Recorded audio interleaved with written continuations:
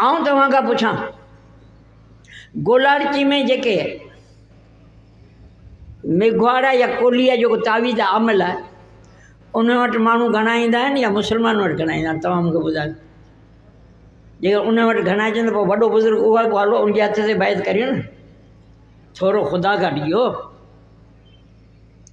केर बि कोन्हे कोली, न के कोली खे सुञाणूं था, न भील खे सुञाणूं था, न हिंदू खे सुञाणूं था, न मुस्लमान खे सुञाणूं था, न मुल्हनि खे सुञाणूं था। कारूं बीठियूं आहिनि, वॾियूं वॾियूं कारूं बीठियूं आहिनि। अवा साईं साईं साईं वॾो पहुतल, साईं वॾो पहुतल कोन्हे, साईं पैसनि जे लाइ वेठो आहे, झोलियूं भरे पियो, तव्हां खां फुरे पियो, तव्हां खां वठे पियो, आहे कुझु बि कोन्हे। साईं वटि कुझु आहे? शाह अब्दुल लतीफ़ रहमतुल्लाह अलैह कोन चयो ॾियण वारो रब तूं आहीं, लाहण वारो तूं आहीं। शाह अब्दुल लतीफ़ रहमतुल्लाह अलैह कोन चयो, अलाह बि ईअं फरमाए। पोइ ख़ुदा सां तुंहिंजो तालुक़ु केॾां वियो? ख़ुदा विसरी वियो? 40 साल गुज़री विया, हिकु दफ़े बि सजदे करण लाइ तयारु कोन थिए। हिकिड़े दफ़े आधी माल उथी करे रोई, रब खां तो घुरियो त कोन। ग़ैर जे दरवाज़नि ते थुकूं झली पियो, ज़लील ऐं रुसवा थियूं पिया। इहो आमलनि जे अॻियां जेके माण्हू वञनि था न, जिते कारूं बीठियूं आहिनि, इहे बुज़ुर्ग कोन आहिनि, इहे आमल आहिनि। अहिड़ा हिंदू बि थी सघनि था, मुस्लमान थी सघनि था। हज़रत मौलाना पालनपुरी, मौलाना मोहम्मद उमर पालनपुरी रहमतुल्लाह अलैह नालो ॿुधो? उन तकरीर कई रायवंड जे अंदरि उलमा जी मजलिस में। फरमाईं त बर्मा में वियासीं, मस्जिद कोन हुई, मंदर में रहियासीं। जमात जे नज़म खे ॾिसी करे उते जो जेको वॾो पादरी भोपो हो उहो मुस्लमान थी पियो।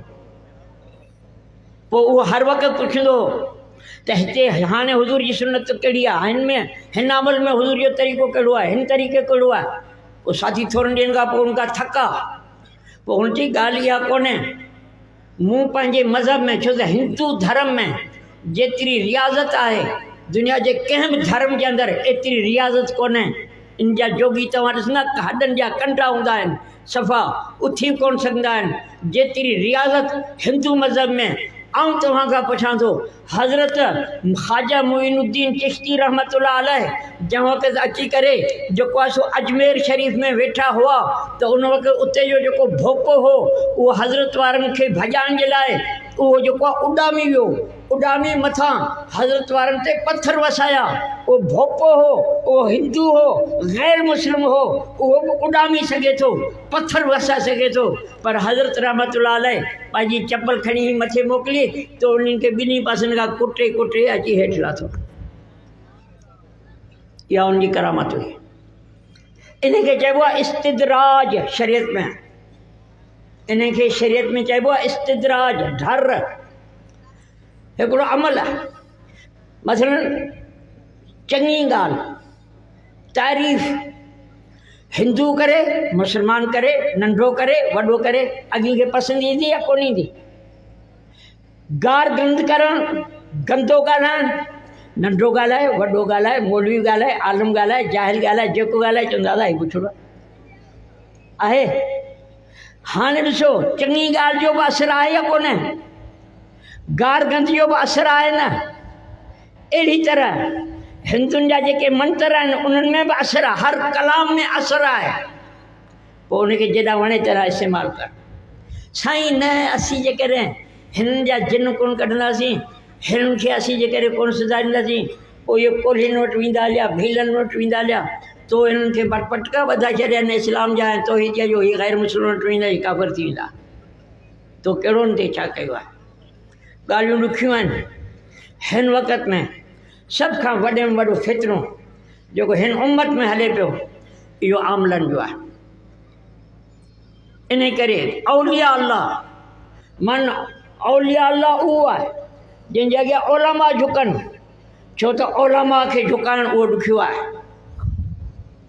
ऐं आऊं तव्हांखे हिन वक़्तु जेका ॻाल्हि ॿुधाइण वारा आहे उहा हीअ आहे, दुनिया जे अंदरि कई माण्हू मफ़ाद परस्त आहे।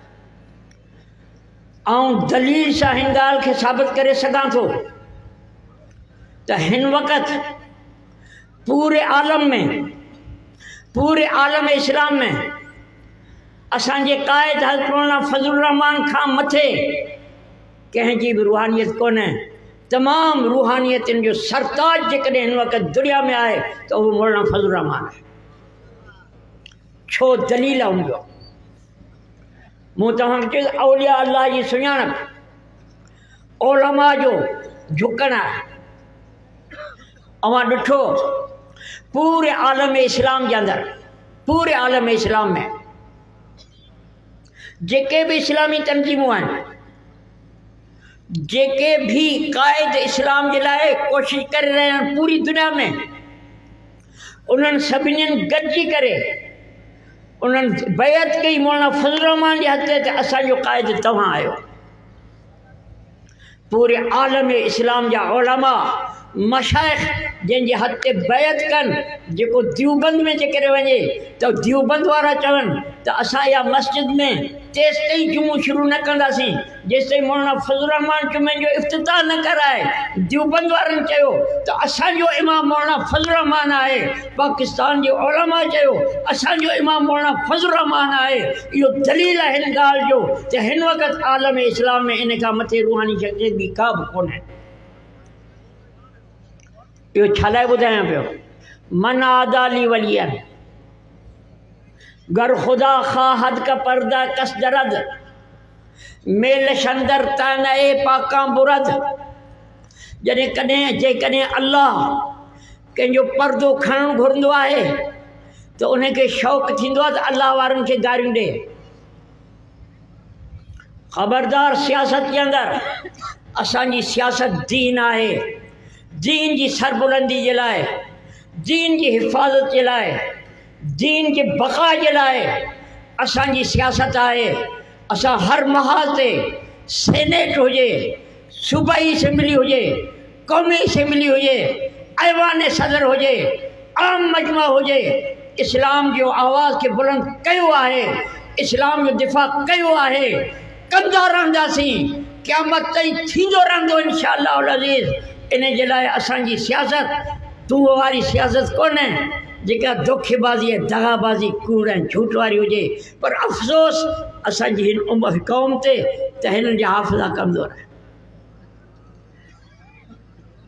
कमनि जो कहिड़ो अघु ख़बर आहे वञे, कमनि हींअर कहिड़े अघु वञे पियो आहे को ज़मींदार ॿुधाए। 260 पर साल घणे हो, पर साल घणे हो, 400 फ़र्क़ु छो है? बोले जो ॾोह कोन्हे, अञा हिते ॿियो बोलड़ो आहे, इन बोले जो ॾोह कोन्हे। पर साल जेको आहे हिननि ॾींहंनि में सीज़न जे अंदरि ज़रदारी कुमा में हो, बेहोश हो, अघु वधी वियो, हींअर वरी चङो भलो थी आयो त अघु किरी पियो। पोइ बि तव्हां ट्रैक्टर ट्रालियूं कायो ते वेठा आहियो त जीअं किसान, जीअं किसान, जीअं किसान, किसान जो बेड़ो ॿोड़े छॾी, अञा जीअं किसान। सुजाॻ थियो, असीं तव्हांजा ख़ैरख़्वाह आहियूं।